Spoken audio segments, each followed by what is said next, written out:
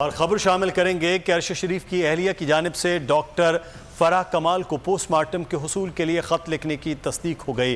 ख़त पर joint ED PIMS के मोहर भी मौजूद है। शहीद सहाफ़ी अरशद शरीफ की अहलिया सोमिया अरशद ने डॉक्टर फराह कमाल को ख़त लिखा है।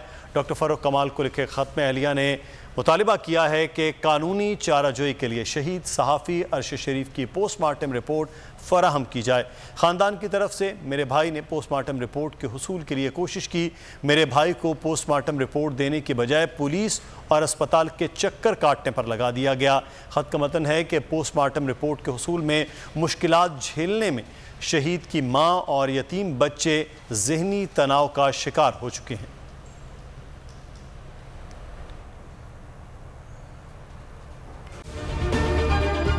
अगर ये वीडियो आपको पसंद आई है तो हमारे चैनल को सब्सक्राइब कीजिए और बेल आइकॉन को क्लिक कीजिए। बहुत अच्छी कवरेज की है। ये मार्च की तो ज़बरदस्त कवरेज थी। बॉल की प्रॉब्लम सबसे बेस्ट थी। सबसे ज्यादा रील्स और सबसे ज्यादा रेटिंग के साथ बोल रहा नंबर 1। सब्सक्राइब करें और बेल दबाएं ताकि कोई खबर रह न जाए।